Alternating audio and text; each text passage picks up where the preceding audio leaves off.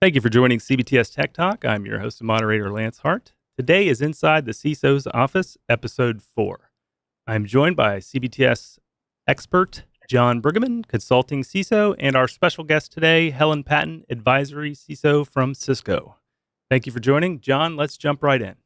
Great. Thanks so much, Lance. Helen, thank you so much for joining us today. You and I have talked a few times, and I look forward to hearing a little bit more about your role there at Cisco. And if you wanted to just take a few minutes to introduce yourself for folks that don't know what you're doing there at Cisco. Sure. So my name is Helen Patton. The title I hold is advisory CISO at Cisco. An advisory CISO is somebody who sits in the Cisco security business.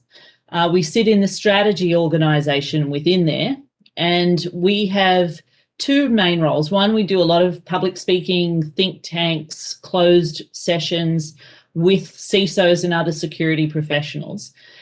And we internally then, we also go and have conversations with the leadership team of Cisco Secure, the product teams, the engineering teams, marketing teams, and so forth, and really give the view of the operational CISO into those teams as they think about what solutions they're providing, how to talk about those solutions, and generally just sort of provide what we call air game cover for our customers and our partners.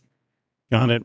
So it sounds like it's a position that allows you to get in front of customers a lot and hear from customers to see what kind of problems they have. And what sort of things have they been bringing up to you, say, the last 6 to 12 months?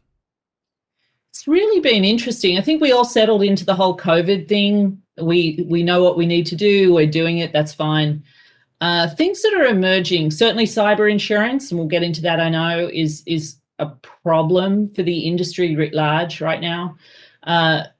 Talking to boards and getting engagement and getting productive engagement between the boards and security leadership is another one that's a bit of a challenge at the moment. And thirdly, I think that the continuing journey of how to secure companies as they go on a digital transformation journey.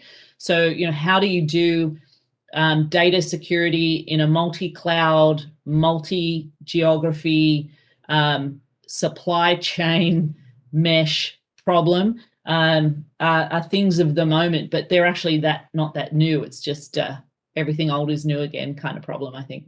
Different names for what we were doing in the past. Yes, that's right. Yeah, I wrote a 4-part blog post on cloud security, which I didn't think would have to be. Actually, no, it was a 4-part blog post on cyber insurance, and then I wrote a 2-part blog on cloud security, which I probably could have done a few more on. In terms of the cloud journey, if you will, zero trust comes up, zero trust access, zero trust networks. And is there a particular tool, or is there something that you've seen people eager to adopt quickly in terms of their journey to zero trust? Yeah, I think when companies are starting on the zero trust journey for the first time, most companies aren't starting from nothing. They have networking, most of them, so that they have the ability to do the network segmentation portions of zero trust. They do have some kind of identity management system, so that's useful. They understand perhaps what assets people are using to log in with. So, most organizations aren't starting from exactly nowhere, but when they get intentional about it, most of the time I'm seeing organizations start from their employee perspective first. So how are employees getting access to corporate assets? And that tends to lead them down the path of multi-factor authentication, single sign-on, web gateways. So understanding the path of the employee to the asset and where it makes sense to put a policy engine so that you can start enforcing zero trust principles. Typically where we're seeing it. Now, once once people feel like they've got their users, assets, and endpoints aligned into a zero trust architecture, then they might look at workloads or IoT or OT devices and how to start securing those kinds of things in a zero trust philosophy. But most of them are starting with MFA, single sign-on, secure web gateways, those kinds of things. Right. And I like the fact that you called it a zero trust philosophy. Frequently, I imagine you've run into this, I know I have, where there's a desire for it to be a SKU, a single, I just want to buy some zero trust. I've heard it's important. Yeah. I read it, in a short article, so it's important, so I just want to buy it.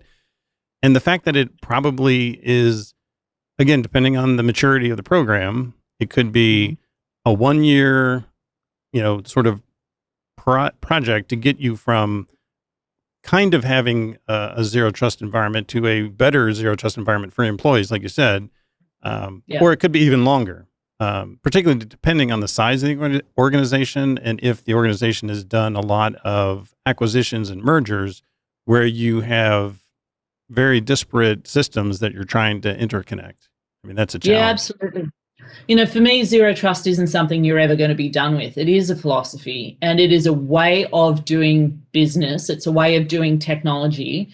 And as you make different technology choices, and as your business grows, and as you decide to go into different geographies or different, mergers and acquisitions, there are going to be ongoing events occurring in your business life that will cause you to have to go and do more zero trust. It's a never-ending story, I'm afraid.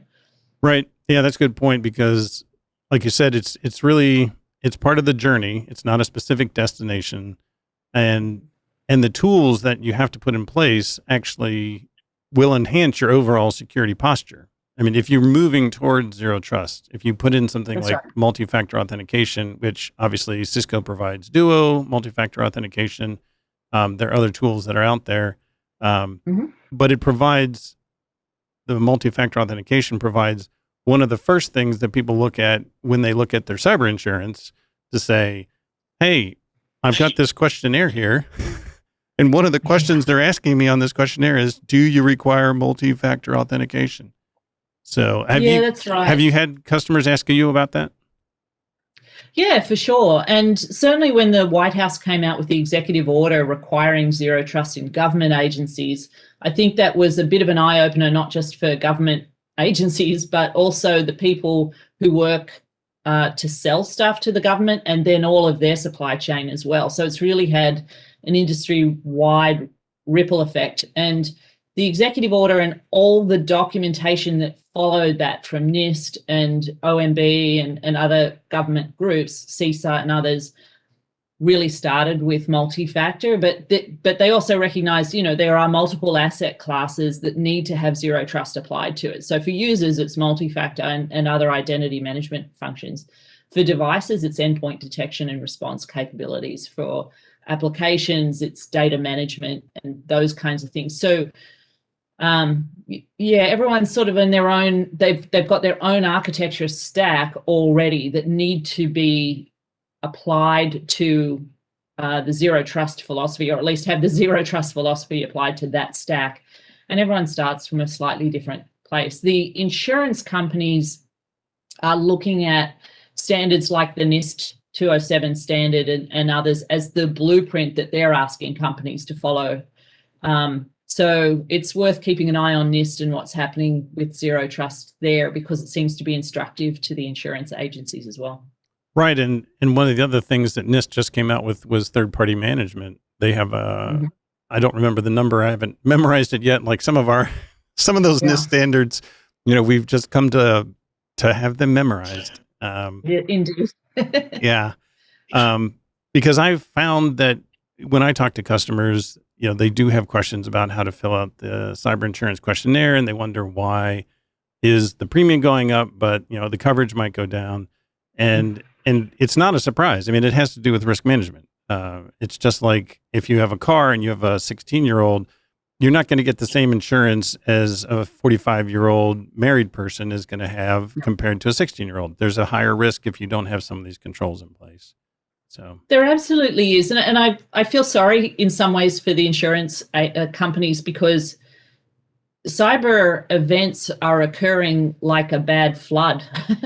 And so they're getting a lot of claims, and they don't have a lot of history that they can fall back on to be, their actuarial tables aren't quite there. Yeah. And we don't have universal data about the kinds of incidents that companies are having and experiencing that the insurance agents can really build a great business case off of. So we are seeing them sort of pulling back from what they will cover, and also they're increasing the amount of evidence that they're requiring from companies before they'll even issue a policy. So more work to get the insurance, more cost to get the insurance, less benefit if you have to use the insurance, is what we're seeing at the moment. Right. And I've seen some cases where, a policy that had $1 million, possible coverage might cost $10,000 in 2019.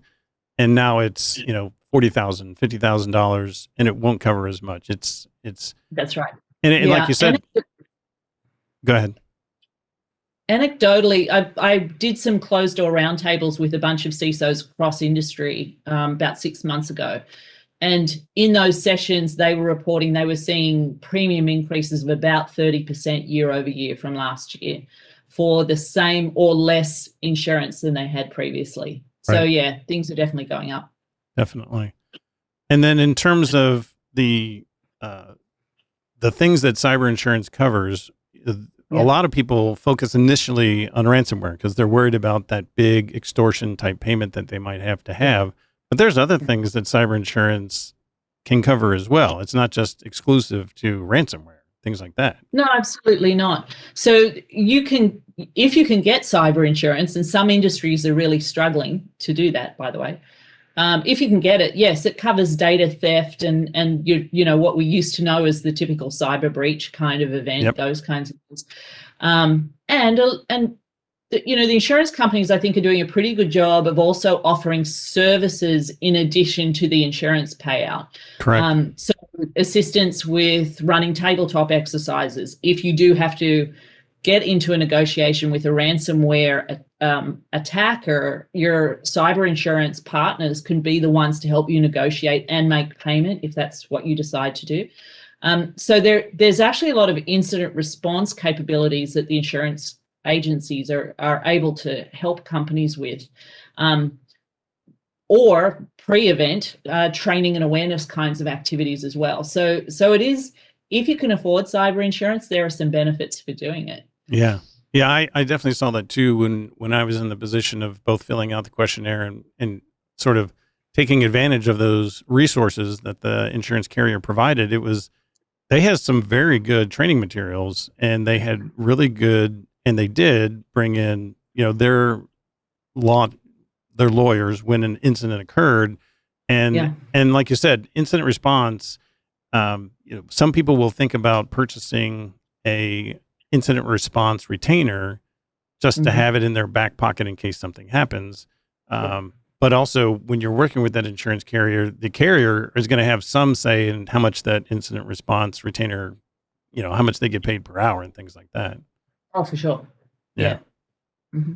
So in terms of, I guess what we're getting, and what most people, not to be Captain Obvious, but, if you have a zero trust environment, if you have multi-factor authentication, if you do certificate deployment for your Internet of Things type assets to make sure that you know what's on your network, you're going to be in a much better position to be able to afford cyber insurance. Yes.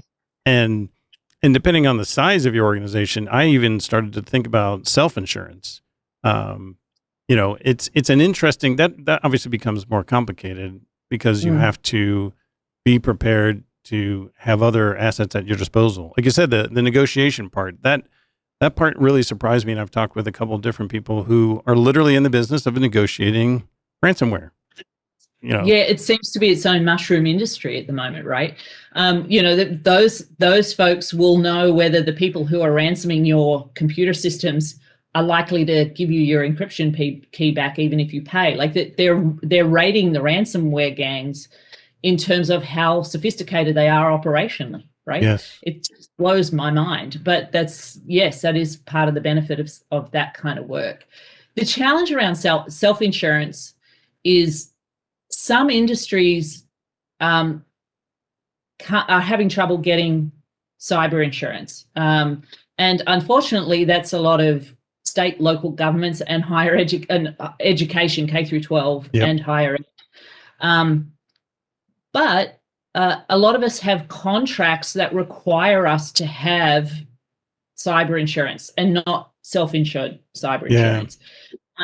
So it's not just a matter of can you afford to self-insure, but legally, are you required to carry cyber insurance or not? And some people, even if they wanted to self-insure, can't because of their contractual obligations. So if you're thinking about going the self-insure route, I would bring your lawyers back and have them check your contracts again and see what your options are. In the state and local government space, I'm starting to hear murmurs of they can't get cyber insurance, but if they're going to issue bonds to raise money, they have to have cyber insurance. So they're bumping into this problem of if, they need the insurance to get the money, they need the money to be able to get a security program that's strong enough to get the insurance, and they're really stuck between a rock and a hard place at the moment. Yeah, I gave a talk to the 88 counties in Ohio about cyber insurance to help them understand the things that they had to do. And I didn't want to overwhelm them and make them feel like this was an impossible mountain to climb. I said, there's some basic, call it blocking and tackling, whatever you want to call it. Yeah.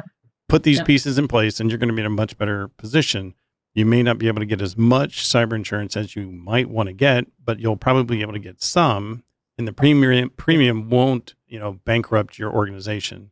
So, yeah, it's tough, and you've got to really read the fine print, right? So we're also seeing an increase in the amount of exclusions included. So we've always known that cyber insurers have hesitated to do coverage if they perceive it as a nation state attack, right? And from a defense perspective, we don't spend a lot of time in attribution.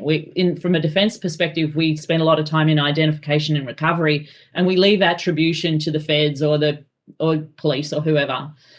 But if you're going to make an insurance claim, they're going to ask, and that may be excluded. What's new for me, what I'm hearing from my peers, is the insurance companies are coming in and saying, if the breach occurs as a result of an insecure device, even if you tell us that you've got MFA, or you tell us that you've got this great security program, or you've got EDR, if all of those things that you say you have aren't active at the point of entry of the attack, okay, then we will not insure that attack. And what worries me about that is that we all have to make risk-based decisions about where we put our resources. And so if the insurance companies are going to say, you have to do every security thing we require of you everywhere, then they are removing your ability to make a risk-based decision. Yeah. And that, I don't think we've seen the last of that yet. I'm waiting for somebody to make a claim and have it be denied, and then it has to go through the court system to work out who's right and who's wrong. Right, because those exclusions are worrying, to be honest. Yeah, and I'm sure it's the maturity or the maturation of the cyber insurance, program for the carriers. But I have definitely talked with clients of mine who have said, no, we accept this risk. And I'm like, that's right. Okay, I'm the one that I'm going to make sure you sign a document that says you're accepting this risk, but it's a real risk. Yes. And well, it's the old, whether you want to call it a curse or not, but may you live in interesting times. I mean, these can be interesting times for sure. Absolutely. So I am seeing some of the larger customers have multiple cyber insurance arrangements so that they can mitigate their risk that the cyber insurer won't pay. Interesting. So like a secondary policy is a backstop to the first policy. Correct. Wow. Okay. Yeah. I'm sure the purchasing department loves that idea. Right, for sure. But I'm not seeing that widely done. But I have spoken to some people who did it, and I was like, okay, let me know how that works out for you. Definitely. So I would agree that there are certain verticals, if you will, or industries. Higher education is definitely frequently targeted, and those of us that have been in the higher education industry understand that it's a world where there aren't as many controls as there are in a lot of other industries like finance and manufacturing and things like that. But have you seen other verticals that, when you look at the incident rate, that they're close to higher education? I mean, state and local government might fall into that same category. Oh, absolutely. State and local government do. So I don't see that there are certain industries other than the ones we talked about already that are subject to this. What I do see is that there are size of organizations and organizations of certain ages that just don't have the resources to be able to do security very well. And in those situations, it becomes difficult to get cyber insurance. So it could be, that just the kind of industry somebody is in, they don't have the margins to be able to afford a really great security program, or they just might not be old enough, like startups who aren't going to invest in having a security person, a security program until they get big enough and more financially secure. But because they're on the internet, they're at risk of a cyber event, even if they're very small, even if it's one person that's just got a website thrown up there, it's a problem. So, my old boss, Wendy Nather, coined the term the security poverty line. There's a number of reasons why people and organizations may fall below a line at which they can be doing security to the level a cyber insurance company would want them to do. Right. And they just don't have access to the resources to be able to bring themselves up to that higher line. And we see that a lot. Did she document that like in a short white paper or something about the security poverty line, or was it a phrase that she tended to use in conversation? You can Google it, actually. Okay. She has used it, but a number of other folks have also sort of started to use it as well. And I think particularly as we're dealing with supply chain risk, there is definitely this question of even the biggest companies are leveraging vendors and partners who are below the security poverty line, and that puts those big companies at risk as well. Agreed. And so if we don't start helping out those organizations that are important to us and are good partners but just don't have those resources, we are damaging ourselves. So I think you're going to see more conversation around sort of how can we help one another in this space, because we just don't have the resources to go around at the moment. Right. I mean, I've done 2 security assessments for 2 institutions, and they both recognized the need to do certain things. And they had security programs that were in various stages of maturity, but they lacked some of the physical resources, the people, the FTEs to do, log monitoring or some of these other really important things to do. But it fell into the category of I'm, in the process of putting out a fire. So yes, I should do log monitoring, but I'm going to, put out this fire over here of this person who can't print first, and then I'll get back to my log monitoring. And it's one of those things where you're kind of telling them what they already know, but it has to bubble up to the level of the board or the C-suite to say, look, we got written up, oh, you can't get cyber insurance, and part of the reason we can't get it is because you haven't given me the resources. I have seen that as an effective lever to get some of the resources, and then they have to leverage their vendor partner relationships to get, if they can't staff up themselves to outsource it or whatever. So well, certainly there's a well-known shortage of cybersecurity trained individuals globally. I haven't been anywhere on the planet yet where everyone said to me, oh yeah, we got more people than we need. We're just not there yet, right? And so when you have a shortage of who you can hire for yourself, your partners become that much more important. And I certainly, recommend, and I hear other CISOs who are really reaching out to their vendor partners and saying, how can you help us sort of plug in the gaps where we either have people, but they're not trained up well enough yet, and we need help with the training, or we just don't even have the people and we need somebody to be doing this work for us. And oh, by the way, we can't be spending millions and millions of dollars on a contract with you either. So, how can we help one another in those spaces? Yeah. I think we have time for maybe one more question. And it's interesting, this conversation we just were having about, what do you do about a security poverty line, or what do you do to help raise up organizations that may not have the resources, either dollars, budget, or people. And it was part of a short web session I heard from Davos, oddly enough. And they had, the head of Interpol, and they had the head of some very large IT organization out of India, and they had somebody from sort of a security solution out of Singapore, and then they had somebody who was doing operational technology, and that's a whole nother field altogether, which obviously could be a talk in and of itself. But the idea of providing either a baseline or some way to fill in the gaps, whether it's the government helping out, with other subsidies or something to help, provide that that the resources needed for, like you said, supply chain.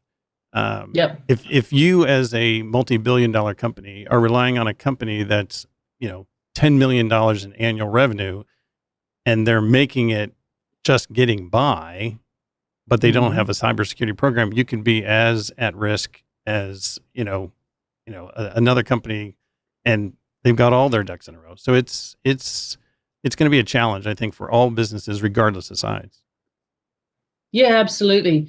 It used to be when we did third-party risk management programs, you would focus on those vendors where you spent the most money, but where you spend the most money does not correlate with where you have the most cyber risk, actually.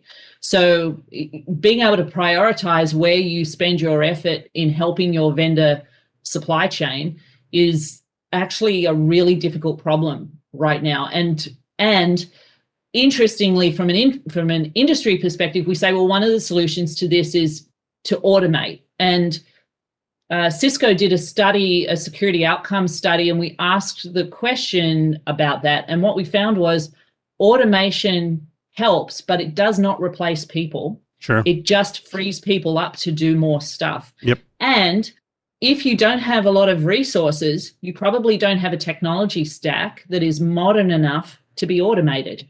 So, how do you get out of poverty if you can't get it? If you don't have the resources to get out of poverty, is a real challenge for everyone at the moment. So without a doubt. Yeah, not the most optimistic of conversations, actually. Well, I do think that, first off, to end on a more positive note, in a sense, I'm glad to hear that people are, the topic of cybersecurity has percolated to the top for a lot of boards, not for every board, but for a lot of boards, and that there are tools that are coming online to assist, and we do have to stay on top of it. I mean, for those of us that like daily challenges and get kind of bored kind of quickly, cybersecurity is the right place to be, because you won't be bored. You won't be bored. No, never. So, hey guys, I have a question real quick. Do you have any fears that the wider adoption of cyber insurance is going to make businesses less likely to develop and mature their programs and instead rely on claims to cover losses from breaches? It's a really good question, and I think that's where they started. I know that's what I see out of companies with leadership that don't really understand cyber risk. But what they're facing now is that they can't rely on that insurance. And so they're being forced. It's sort of like people being forced to wear seatbelts until they get into the habit of wearing a seatbelt, even if they're not required to. We're seeing the cyber insurance companies really require leadership to pay attention. And we're also seeing it, by the way, out of the SEC with publicly traded boards and boards of directors. So we're starting to see top-down interest in getting this right. And that can only help. But it is a financial tool to try and transfer risk. And we insure everything else. We insure for fire and flood and everything else. It's completely appropriate to insure for cyber as well. But it's got to be worth it for the cyber insurance companies, and right now it's not. So we got to wait for the market to normalize on that, I think. Good point. Yeah, and the question, I would agree that there are companies who probably have not experienced firsthand a cyber insurance incident where they, they're probably cruising along thinking that they're covered, and then they're going to be very disappointed when they have an event and they're not, or at least not to the degree they wanted to be. That's right. And there is a lot that goes into responding to an event that doesn't get covered by insurance. Oh, and yes. And people forget that too. So you either pay for it now in terms of preparation, or you pay for it later, but you're going to pay for it. So Right. I'd much rather own the planning of when to pay for it than have it be a surprise. Yes, I know that firsthand. I was part of a third-party data breach. It was 3 months of my life I'll never get back, and it was during the pandemic, and I don't recommend it to anybody. Never, ever, Yeah. never. Helen, I'm going to let you go. It's been great. I appreciate your time this afternoon, and look forward to talking with you at some other event, perhaps face-to-face even. And I'll let Lance wrap it up. Yeah. Thank you so much for joining. And until next time, guys, take care.